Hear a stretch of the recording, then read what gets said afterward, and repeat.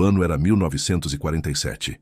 Em meio às paisagens áridas e silenciosas da região de Qumran, nas margens do Mar Morto, um jovem beduíno chamado Muhammad ed-Dib, enquanto procurava uma cabra perdida, lançou uma pedra dentro de uma das muitas cavernas da região. O que ele ouviu não foi apenas o som de uma pedra quicando, mas o estilhaçar de um vaso de barro antigo. Sem saber, ele havia aberto a porta para um dos maiores achados arqueológicos do século XX, talvez de toda a história moderna das religiões. Dentro da caverna, os beduínos encontraram jarros de barro contendo manuscritos cuidadosamente enrolados em panos de linho. Esses rolos estavam preservados havia quase 2000 anos, protegidos do tempo, da guerra e do esquecimento. Pouco a pouco, arqueólogos e estudiosos de todo o mundo passaram a investigar as cavernas de Qumran e, ao longo dos anos seguintes, foram descobertos mais de 900 manuscritos fragmentados em 11 cavernas, que viriam a ser conhecidos como os Manuscritos do Mar Morto. O impacto dessa descoberta foi imediato e profundo. Eram textos que datavam de 200 a.C. a 70 b.C., escritos principalmente em hebraico, aramaico e, em menor quantidade, grego. Entre eles, estavam cópias de quase todos os livros do Antigo Testamento, algumas mais antigas do que qualquer versão bíblica conhecida até então. Mas o que realmente intrigou os estudiosos foram os textos que não constavam da Bíblia atual. Escritos apócrifos, hinos místicos, regras de comunidades religiosas e visões apocalípticas que revelavam um universo espiritual muito mais amplo do que o permitido pelos dogmas estabelecidos. Esses manuscritos não apenas confirmaram partes da tradição judaica antiga, como também colocaram em dúvida os processos que levaram à formação da Bíblia cristã. Se existiam tantas versões, tantas vozes, tantos textos considerados sagrados por grupos antigos, por que apenas alguns poucos foram canonizados? E mais, o que motivou a exclusão dos outros? Aqui nascia uma suspeita que ganharia força com o tempo. A Igreja organizou e filtrou os textos bíblicos para atender a seus interesses, e não para preservar a verdade espiritual original. A questão central era: quem eram as pessoas que escreveram e esconderam esses manuscritos? A resposta mais aceita aponta para os essênios, uma seita judaica devota, radicalmente espiritualizada, que vivia em comunidades isoladas e pregava pureza, desapego material, disciplina rigorosa e conexão direta com Deus. Eles acreditavam estar vivendo o fim dos tempos e aguardavam a chegada de dois Messias, um sacerdotal e outro real, muito diferente da concepção cristã de um único Salvador divino. Isso levanta uma pergunta incômoda.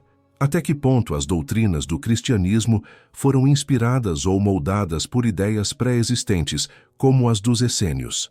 Outro detalhe curioso e profundamente simbólico: os essênios valorizavam a luz interior, o conhecimento direto da divindade e a prática do bem em harmonia com a natureza. Suas regras de comunidade descreviam um estilo de vida quase monástico, onde todos os bens eram compartilhados e a busca por sabedoria era o centro da existência. Essa visão contrastava frontalmente com o que viria a se tornar o cristianismo imperial, ligado ao poder, à pompa e ao controle das massas. O que mais chocou os estudiosos foi perceber que, logo após a descoberta, a Igreja Católica e outras instituições religiosas reagiram com receio. Durante décadas, muitos dos manuscritos foram mantidos em segredo, longe do público e da imprensa. Uma pequena elite de estudiosos, em sua maioria ligados à Igreja, controlava o acesso ao conteúdo. A justificativa oficial era a dificuldade na tradução e restauração dos fragmentos. Mas muitos acusaram a Igreja de querer esconder informações que poderiam abalar as estruturas do cristianismo tradicional. Afinal, como justificar que textos considerados sagrados por judeus devotos da época de Jesus fossem totalmente excluídos da Bíblia moderna? Como responder à acusação de que a Igreja não foi guardiã da verdade, mas curadora de conveniências? Essa descoberta não apenas abriu um novo capítulo da arqueologia, mas também lançou luz sobre uma verdade desconfortável. A história espiritual da humanidade é muito mais complexa, rica e divergente do que nos contaram. O cristianismo, longe de ser uma revelação única e inquestionável, parece ter emergido de um caldeirão fervente de ideias, textos e práticas que foram lentamente filtradas, moldadas e reorganizadas para servir a um projeto maior de poder e influência global. E tudo começou com uma simples pedra lançada por acaso em uma caverna esquecida. A Bíblia que conhecemos hoje, com seus 66 livros no cânon protestante e 73 no cânon católico, é resultado de um longo e controverso processo de seleção. O que poucos sabem é que, ao lado dos textos que foram aceitos como inspirados por Deus, existia uma imensidão de outros escritos, muitos com igual ou maior profundidade espiritual, que foram deliberadamente excluídos. Os manuscritos do Mar Morto são a prova viva disso. Eles revelam um mundo literário e teológico muito mais amplo, onde livros hoje considerados apócrifos ou heréticos eram, na verdade, reverenciados por comunidades inteiras. Entre esses textos estão obras como o Livro de Enoque, Livro dos Jubileus, Gênesis apócrifo, Testamento dos 12 Patriarcas e outros escritos que não aparecem na Bíblia tradicional, mas que lançam uma nova luz sobre os temas mais centrais da fé: criação, queda, julgamento, salvação e o papel do ser humano diante do divino. O Livro de Enoque, por exemplo, é uma joia do pensamento espiritual antigo. Nele, encontramos a história dos vigilantes, anjos que desceram à terra e se relacionaram com mulheres humanas, gerando uma raça híbrida de gigantes chamada Nefilim. Esses anjos teriam ensinado aos humanos conhecimentos secretos, astrologia, metalurgia, cosméticos e até feitiçaria. A consequência disso teria sido a corrupção do mundo e a necessidade de um grande juízo divino. Esta narrativa ecoa trechos do Gênesis, mas com detalhes que foram suprimidos pelos concílios cristãos. A questão é, por que um livro tão influente foi excluído do cânon bíblico? A resposta parece simples, mas é profunda. O Livro de Enoque apresenta uma cosmologia e uma angelologia que desafiam o controle teológico centralizado da Igreja. Ele sugere que o mal entrou no mundo não apenas pelo pecado de Adão e Eva, mas também por uma rebelião celestial, colocando em xeque o dogma do pecado original como base da salvação cristã. Além disso, Enoque é um ser humano que ascende ao céu e é transformado em um ser de luz, algo que se aproxima de tradições gnósticas e esotéricas e que contrasta com a narrativa de que apenas Jesus é o mediador entre Deus e os homens. Outro texto impressionante é o Gênesis apócrifo, uma reinterpretação do livro de Gênesis, onde personagens como Abraão e Noé são apresentados com detalhes místicos e visões proféticas. Este texto mostra como, para muitas comunidades antigas, os patriarcas bíblicos eram mais do que figuras históricas.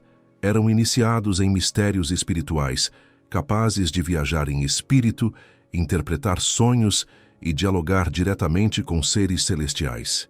Essa abordagem mística foi rejeitada pelos concílios da Igreja, que preferiram um cristianismo mais dogmático e menos esotérico. O Livro dos Jubileus também foi encontrado entre os manuscritos. Ele oferece uma reordenação cronológica da história bíblica, acrescentando leis e festas que não foram adotadas nem pelo judaísmo rabínico nem pelo cristianismo. Para os estudiosos, isso revela uma disputa teológica intensa. Diferentes grupos judeus tinham suas próprias versões do tempo, da lei e da relação com Deus. A uniformidade pregada pelas instituições religiosas modernas, portanto, é uma reconstrução tardia, e não o reflexo da diversidade original. Por trás da exclusão desses textos está um padrão claro. Os escritos que ofereciam visões alternativas do cosmos, da divindade ou do papel do ser humano foram sistematicamente marginalizados. A Igreja primitiva precisava estabelecer um corpo de doutrinas coerente que pudesse ser ensinado de forma uniforme e, mais importante, que desse poder e autoridade às lideranças religiosas. Textos que falavam de liberdade espiritual, acesso direto ao divino, ascensões místicas e múltiplos caminhos para a iluminação eram considerados perigosos. E isso levanta uma questão fundamental. Quantas verdades foram apagadas da Bíblia para proteger uma estrutura de poder? Os manuscritos do Mar Morto escancaram esse dilema. Eles mostram que a espiritualidade da época de Jesus era rica, plural e profundamente simbólica. Havia espaço para o misticismo, para o contato com o divino através do silêncio, da meditação, da prática e da experiência direta, sem a necessidade de intermediários ou rituais controlados pela hierarquia eclesiástica. O próprio Jesus, segundo alguns estudiosos, parece ecoar ideias presentes nesses textos. Ele fala em olhos de ver e ouvidos de ouvir, prega a busca interior, desafia os fariseus e saduceus e rompe com tradições religiosas rígidas.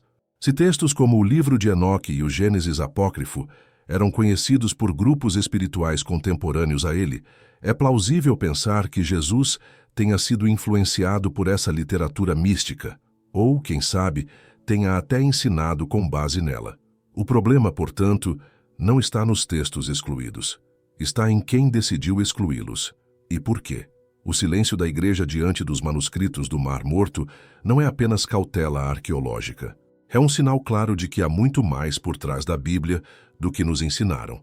Uma verdade maior, mais complexa e talvez mais libertadora estava sendo mantida longe das mãos do povo. E agora que esses textos vieram à tona, cabe a nós decidir: vamos continuar aceitando uma história editada ou buscar a verdade na fonte original, mesmo que isso custe abandonar certezas antigas? Antes de existir uma igreja nos moldes em que a conhecemos, com suas doutrinas definidas, hierarquias clericais e dogmas rígidos, existia um vasto e pulsante campo de ideias teológicas, escolas místicas e interpretações concorrentes sobre Deus, o universo e o propósito da vida. Os manuscritos do Mar Morto revelam esse panorama multifacetado e nos mostram que o pensamento espiritual da época era muito mais rico, diverso e livre do que a tradição religiosa oficial nos permitiu saber. No século I da nossa era, o judaísmo não era uma religião homogênea. Pelo contrário, era composto por várias correntes e seitas, cada uma com sua própria teologia, práticas e expectativas escatológicas. As mais conhecidas eram os fariseus, os saduceus, os zelotes e os essênios. Os manuscritos do Mar Morto, atribuídos majoritariamente aos essênios, demonstram que essas escolas religiosas coexistiam, muitas vezes em conflito, e disputavam a autoridade espiritual e a interpretação da lei. Os essênios, em particular, defendiam uma teologia que diferia significativamente daquela que seria consolidada séculos depois pela Igreja cristã. Eles acreditavam na existência de dois espíritos atuantes no mundo, um de luz e outro de trevas, em constante batalha dentro e fora do ser humano. Essa concepção dualista lembra muito os princípios do gnosticismo, sistema filosófico e espiritual que mais tarde seria rotulado como herético. Para os essênios, o caminho da salvação estava em purificar-se do espírito das trevas e viver segundo a luz, por meio da prática da justiça, da meditação e da obediência a uma aliança interior com Deus. Eles também rejeitavam o Templo de Jerusalém, dominado pelos saduceus, por considerá-lo corrupto e impuro. Ao invés disso, criaram comunidades alternativas no deserto, como a de Qumran, onde praticavam rituais de purificação, partilha de bens, jejum, estudo profundo dos textos sagrados e esperavam pelo fim dos tempos, quando a luz triunfaria sobre a escuridão. Eles aguardavam dois Messias, um sacerdotal e outro real, um para restaurar o sacerdócio legítimo e outro para liderar o povo de Israel como guerreiro e libertador. Essa crença em dois Messias, por exemplo, difere profundamente do dogma cristão de um único Cristo, divino e encarnado. Os manuscritos mostram que a ideia messiânica era muito mais aberta e flexível do que a narrativa unificada que a Igreja impôs. Alguns grupos esperavam um Messias celestial, outros, um líder político. Para os essênios, ambos tinham funções específicas, e nenhum deles era necessariamente Deus feito carne. Essa multiplicidade de visões revela algo importante. O conceito de Messias era uma construção fluida, ainda em desenvolvimento, nos tempos em que Jesus viveu. Mais ainda, os textos de Qumran apresentam figuras misteriosas como o Mestre da Justiça, um líder espiritual perseguido por um sacerdote ímpio, Muitos estudiosos levantam a hipótese de que esse mestre poderia representar uma figura histórica inspiradora, talvez um proto-Jesus ou alguém com papel semelhante. Ele era visto como alguém iluminado, portador da verdade, revelador dos mistérios de Deus, alguém que encarnava a sabedoria e desafiava os poderes religiosos corrompidos de sua época. Se a espiritualidade daquela era composta de tantas correntes, o que aconteceu para que uma só visão prevalecesse? A resposta está no que aconteceu após a morte de Jesus. Seus seguidores se dividiram. Uns defendiam que ele era um profeta, outros diziam que era um mestre espiritual, e outros o viam como o Messias libertador. Algumas comunidades, como a de Tomé ou os ebionitas, acreditavam que a divindade de Jesus era simbólica e que a salvação vinha pelo conhecimento e pela prática espiritual. Já outros, como Paulo, desenvolveram a ideia de que Jesus era literalmente o Filho de Deus encarnado, morto para expiar os pecados da humanidade. Foi essa visão paulina, mais alinhada com o modelo sacrificial do judaísmo e mais facilmente assimilável ao Império Romano, que acabou vencendo a disputa teológica nos séculos seguintes. Quando o cristianismo foi oficializado por Constantino, no século IV, tornou-se necessário unificar crenças, sufocar dissidências e construir uma teologia sólida. Os outros caminhos espirituais, o misticismo essênio, o gnosticismo, os evangelhos apócrifos, foram perseguidos, queimados ou simplesmente esquecidos. E aqui reside o ponto crucial. A teologia da Igreja não nasceu de uma revelação divina inquestionável, mas de uma disputa histórica e política. Textos foram escolhidos e outros descartados. Ideias foram promovidas e outras silenciadas. Os manuscritos do Mar Morto nos permitem vislumbrar como teria sido o desenvolvimento espiritual do cristianismo se outros caminhos tivessem sido seguidos. Eles nos mostram que, antes da doutrina, havia busca. Antes dos dogmas, havia experiências místicas. Antes da Igreja, havia múltiplas vozes tentando entender o divino. E muitas dessas vozes foram abafadas por conveniência. Hoje, ao redescobrir esses manuscritos, temos a oportunidade de ouvir essas vozes antigas novamente. E talvez, ao escutá-las com atenção, possamos nos reconectar com uma espiritualidade mais viva, mais profunda e infinitamente mais autêntica. Durante séculos, a figura de Jesus foi moldada pela tradição da Igreja como o Filho de Deus encarnado, nascido de uma virgem, criador de milagres e redentor da humanidade. Mas os manuscritos do Mar Morto, descobertos nas cavernas de Qumran, revelam a existência de um grupo enigmático, os essênios, cujos ensinamentos, práticas e até profecias apresentam paralelos intrigantes com a vida e as palavras de Jesus. Isso levanta uma questão que por muito tempo foi ignorada pela teologia oficial. Teria Jesus sido influenciado, ou até treinado, pelos essênios? Os essênios eram uma comunidade judaica extremamente disciplinada que viveu entre os séculos II a.C. e dos Christi, especialmente na região do deserto da Judéia, perto do Mar Morto. Eles praticavam um estilo de vida de profunda espiritualidade, centrado na pureza, na renúncia aos bens materiais, na vida comunitária e no estudo das Escrituras. Rejeitavam o sacerdócio de Jerusalém, que consideravam corrompido, e aguardavam o fim dos tempos e a chegada de dois Messias, um rei e um sacerdote. Nos textos de Qumran, encontramos descrições de rituais de batismo, partilha de alimentos, oração silenciosa, jejum prolongado, interpretação esotérica das Escrituras e uma ética baseada na compaixão, na justiça e na retidão. É impossível não notar a semelhança com os ensinamentos de Jesus, especialmente nos evangelhos sinóticos. Isso fez com que muitos estudiosos se perguntassem: será que Jesus conviveu com os essênios ou foi influenciado por seus escritos? Embora o Novo Testamento não mencione explicitamente os essênios, ele descreve práticas e ideias que ecoam os costumes dessa comunidade. O próprio João Batista, precursor de Jesus, pode ter tido ligação direta com os essênios. Ele aparece no deserto vestindo peles, comendo mel silvestre e pregando o arrependimento e o batismo para o perdão dos pecados, exatamente como os essênios faziam em Qumran. Se João foi influenciado por essa seita e se Jesus foi batizado por ele, isso estabelece um elo indireto mas significativo.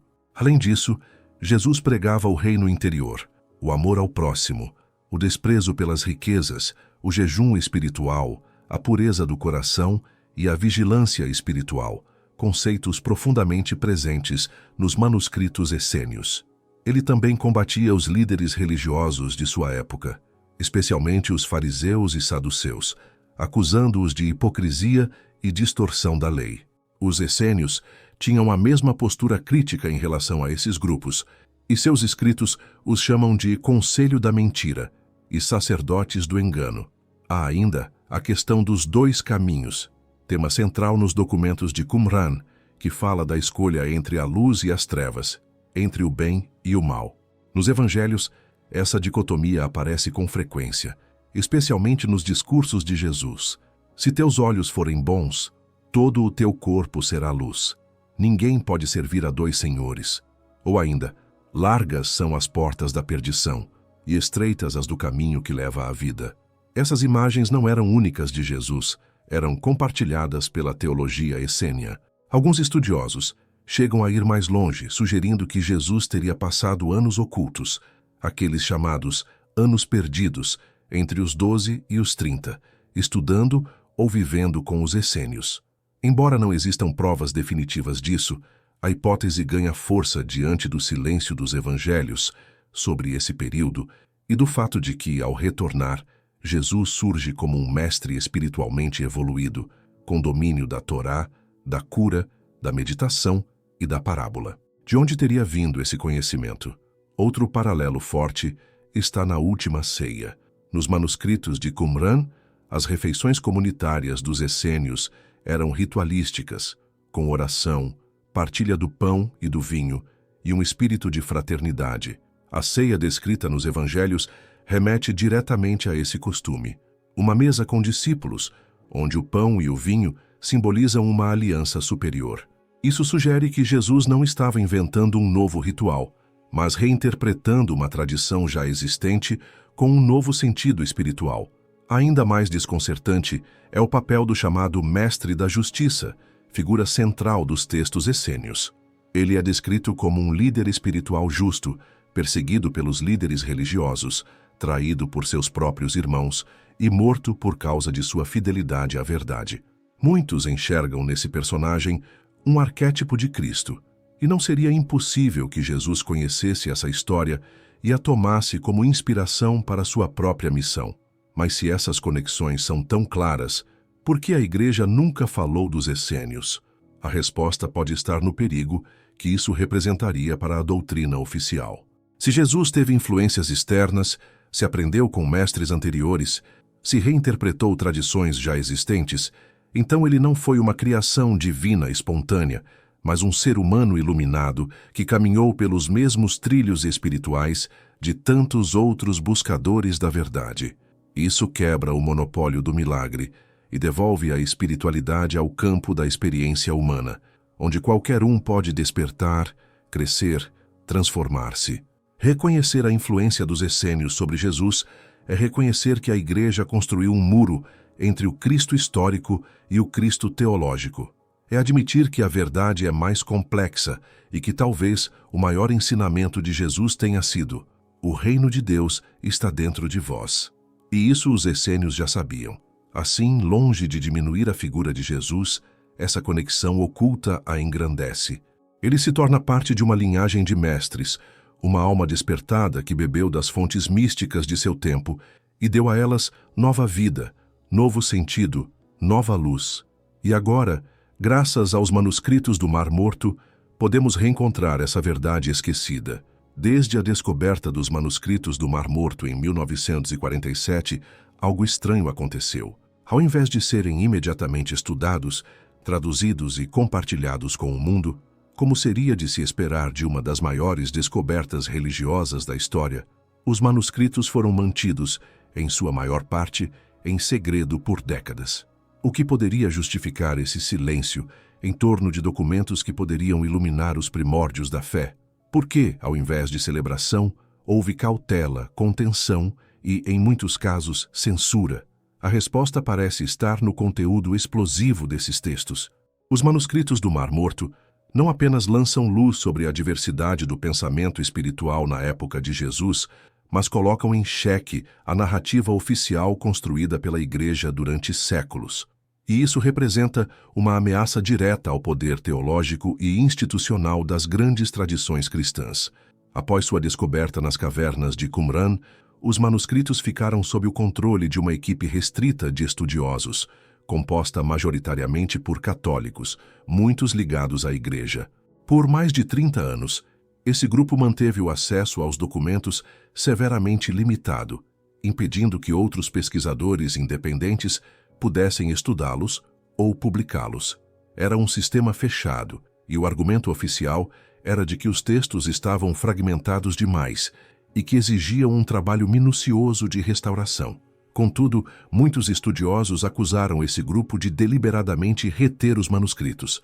E o motivo, segundo eles, era claro. Certos documentos continham informações que poderiam abalar dogmas centrais do cristianismo, como a divindade de Jesus, a exclusividade de seus ensinamentos e a suposta novidade da doutrina cristã. Revelações como essas não podiam ser aceitas sem consequências. Assim, o silêncio se tornou uma estratégia de contenção. Esse bloqueio durou até o final dos anos 1980, quando a pressão de estudiosos independentes e novas tecnologias de fotografia e digitalização começaram a romper o cerco. Em 1991, finalmente, os manuscritos foram liberados para acesso público. Mas o dano já estava feito. Por mais de 40 anos, a Igreja e seus representantes acadêmicos mantiveram a humanidade afastada de uma verdade que poderia ter mudado profundamente o entendimento da fé. E por que tanto medo? Os textos revelavam, por exemplo, que muitos elementos considerados únicos do cristianismo, como o batismo, a ceia ritualística, a espera por um Messias, o dualismo entre luz e trevas, a luta contra autoridades religiosas, já estavam presentes nas práticas dos essênios, muito antes de Jesus. Isso enfraquece a ideia de uma revelação inédita e mostra que o cristianismo foi, em grande parte, uma continuidade de correntes já existentes no judaísmo místico da época. Além disso, o conteúdo de alguns textos desafiava diretamente doutrinas cristãs tradicionais. O livro de Enoque, por exemplo, sugere uma origem do mal muito diferente da doutrina do pecado original, indicando que foram anjos caídos e não os humanos que trouxeram a corrupção à terra. Isso põe em risco toda a estrutura teológica baseada na necessidade de um redentor para limpar o pecado herdado por Adão. Se não há pecado original, então por que precisamos de um Salvador? O medo maior da Igreja, portanto, não era arqueológico, era teológico, político e espiritual. Durante séculos, o cristianismo foi mais do que uma religião. Foi um instrumento de poder, usado para organizar sociedades, justificar cruzadas, reprimir dissidências e manter impérios espirituais sob controle. E qualquer material que colocasse em dúvida as bases desse edifício precisava ser suprimido. Além disso, havia o risco de empoderar demais o indivíduo. Os manuscritos do Mar Morto falam de uma espiritualidade direta, pessoal, interior. Eles descrevem mestres que buscavam Deus no deserto, longe dos templos, sem intermediários, sem dogmas, sem rituais impostos. Esse tipo de fé, livre, viva e incontrolável, é perigoso para qualquer estrutura institucional que dependa da obediência e da autoridade externa. É por isso que, mesmo após a liberação dos manuscritos, a Igreja manteve uma postura tímida. Em vez de reconhecer publicamente o valor espiritual desses textos, preferiu tratá-los como curiosidades arqueológicas ou como produções de uma seita isolada e herética. Mas isso é uma meia-verdade. E como toda meia-verdade, é uma forma sofisticada de mentira.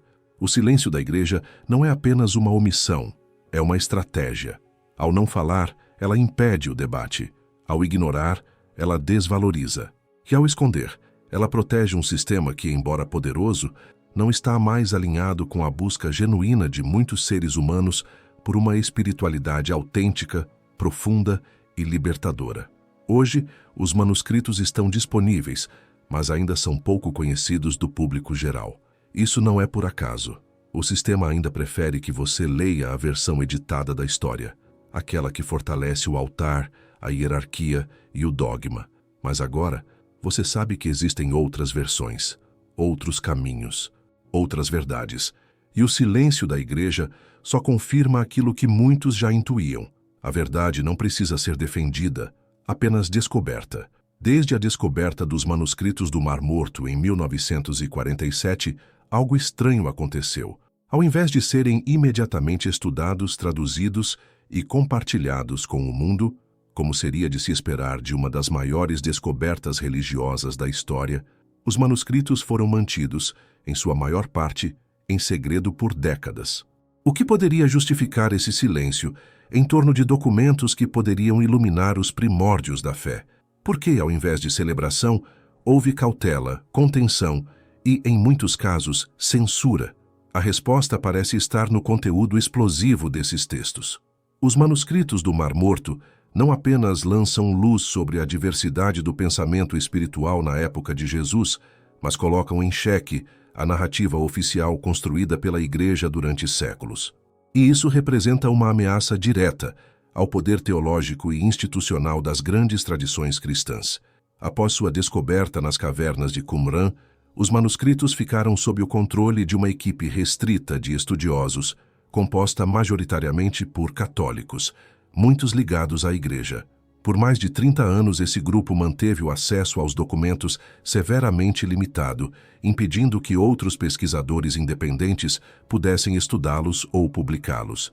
Era um sistema fechado, e o argumento oficial era de que os textos estavam fragmentados demais e que exigiam um trabalho minucioso de restauração. Contudo, muitos estudiosos acusaram esse grupo de deliberadamente reter os manuscritos. E o motivo, segundo eles, era claro: certos documentos continham informações que poderiam abalar dogmas centrais do cristianismo, como a divindade de Jesus, a exclusividade de seus ensinamentos e a suposta novidade da doutrina cristã. Revelações como essas não podiam ser aceitas sem consequências. Assim, o silêncio se tornou uma estratégia de contenção. Esse bloqueio durou até o final dos anos 1980, quando a pressão de estudiosos independentes e novas tecnologias de fotografia e digitalização começaram a romper o cerco. Em 1991, finalmente, os manuscritos foram liberados para acesso público. Mas o dano já estava feito. Por mais de 40 anos, a Igreja e seus representantes acadêmicos mantiveram a humanidade afastada de uma verdade que poderia ter mudado profundamente o entendimento da fé. E por que tanto medo? Os textos revelavam, por exemplo, que muitos elementos considerados únicos do cristianismo, como o batismo, a ceia ritualística, a espera por um Messias, o dualismo entre luz e trevas, a luta contra autoridades religiosas, já estavam presentes nas práticas dos essênios, muito antes de Jesus. Isso enfraquece a ideia de uma revelação inédita e mostra que o cristianismo foi, em grande parte, uma continuidade de correntes já existentes no judaísmo místico da época. Além disso, o conteúdo de alguns textos desafiava diretamente doutrinas cristãs tradicionais. O livro de Enoque, por exemplo, sugere uma origem do mal muito diferente da doutrina do pecado original, indicando que foram anjos caídos e não os humanos que trouxeram a corrupção à Terra. Isso põe em risco toda a estrutura teológica baseada na necessidade de um redentor para limpar o pecado herdado por Adão. Se não há pecado original, então por que precisamos de um Salvador? O medo maior da Igreja, portanto, não era arqueológico, era teológico, político e espiritual. Durante séculos, o cristianismo foi mais do que uma religião. Foi um instrumento de poder, usado para organizar sociedades, justificar cruzadas, reprimir dissidências e manter impérios espirituais sob controle. E qualquer material que colocasse em dúvida as bases desse edifício precisava ser suprimido. Além disso, havia o risco de empoderar demais o indivíduo. Os manuscritos do Mar Morto falam de uma espiritualidade direta, pessoal, interior. Eles descrevem mestres que buscavam Deus no deserto, longe dos templos, sem intermediários, sem dogmas, sem rituais impostos. Esse tipo de fé, livre, viva e incontrolável, é perigoso para qualquer estrutura institucional que dependa da obediência e da autoridade externa. É por isso que, mesmo após a liberação dos manuscritos, a Igreja manteve uma postura tímida. Em vez de reconhecer publicamente o valor espiritual desses textos, preferiu tratá-los como curiosidades arqueológicas ou como produções de uma seita isolada e herética. Mas isso é uma meia-verdade, e como toda meia-verdade, é uma forma sofisticada de mentira. O silêncio da Igreja não é apenas uma omissão, é uma estratégia. Ao não falar, ela impede o debate. Ao ignorar, ela desvaloriza. Que ao esconder, ela protege um sistema que, embora poderoso, não está mais alinhado com a busca genuína de muitos seres humanos por uma espiritualidade autêntica, profunda e libertadora. Hoje, os manuscritos estão disponíveis, mas ainda são pouco conhecidos do público geral. Isso não é por acaso. O sistema ainda prefere que você leia a versão editada da história, aquela que fortalece o altar, a hierarquia e o dogma. Mas agora, você sabe que existem outras versões, outros caminhos, outras verdades. E o silêncio da Igreja só confirma aquilo que muitos já intuíam. A verdade não precisa ser defendida, apenas descoberta. Durante séculos, milhões de pessoas entregaram suas vidas, seus destinos e suas consciências às verdades proclamadas pela Igreja. Aceitaram dogmas como absolutos, acreditaram em doutrinas sem questionamento e construíram suas vidas em torno de um modelo de fé que lhes foi oferecido como a única via de salvação. Mas e se grande parte dessa estrutura for, na verdade, uma manipulação cuidadosamente construída ao longo da história? Os manuscritos do Mar Morto lançam luz sobre esse dilema. Eles revelam que o pensamento religioso dos tempos de Jesus era muito mais plural, simbólico e diverso do que aquilo que restou nos concílios que definiram o cânon bíblico. Mostram que o que hoje chamamos de fé institucionalizada foi, na verdade, o resultado de um longo processo de seleção, exclusão e controle, não de uma revelação pura ou divina. O que emerge desses manuscritos é uma espiritualidade baseada em experiência direta, busca interior e transformação pessoal. Era uma fé vivida no silêncio do deserto, longe dos templos corrompidos, onde cada um era responsável por sua própria iluminação. Não havia hierarquia, não havia papa, não havia dogma inquestionável. Apenas uma comunidade conectada por princípios de justiça, verdade e luz. Em contraste, a fé promovida pela Igreja, especialmente após sua união com o Império Romano, transformou-se em uma estrutura de poder. Passou a exigir obediência, submissão e medo.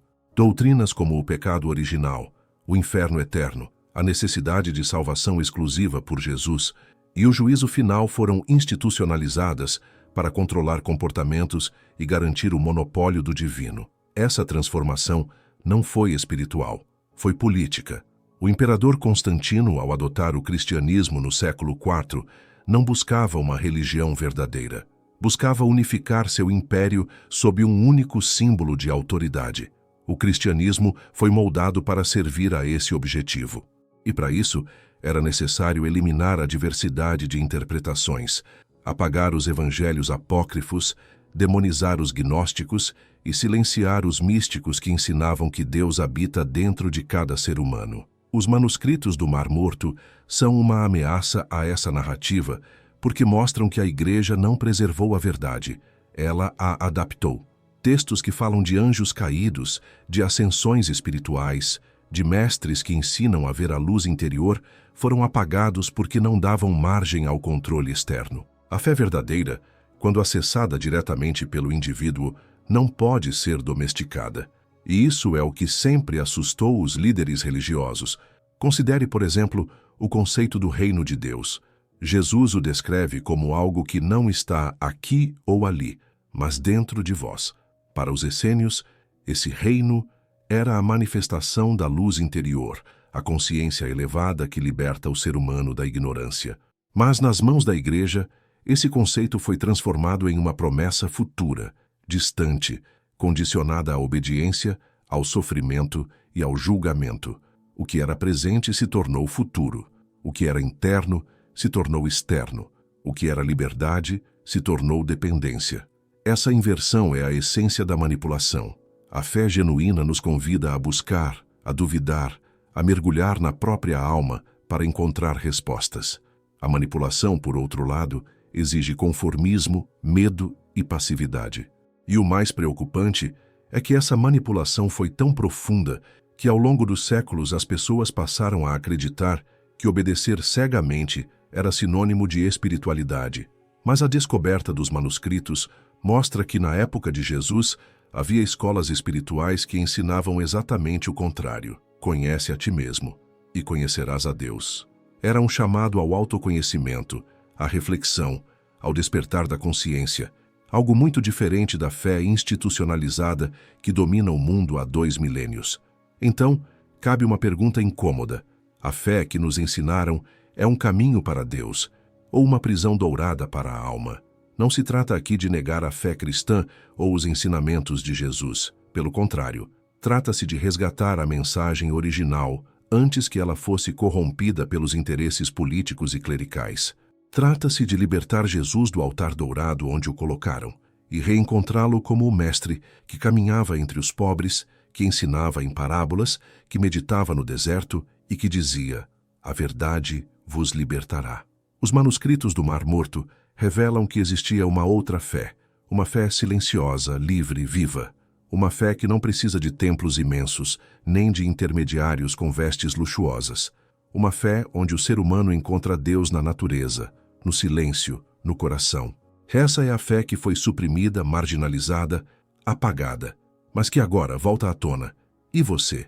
Vai continuar seguindo cegamente os caminhos traçados por homens? Ou vai redescobrir a espiritualidade viva que arde dentro de você?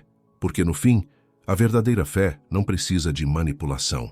Ela floresce quando o ser humano ousa olhar para dentro e encontra ali o que a Igreja tentou esconder por séculos: a centelha divina. Em meio aos escombros do deserto da Judéia, enterrados por séculos em jarros de barro, repousavam fragmentos de um tesouro espiritual que o tempo não conseguiu apagar. Os manuscritos do Mar Morto, ao emergirem do esquecimento, nos oferecem mais do que fatos históricos ou curiosidades teológicas.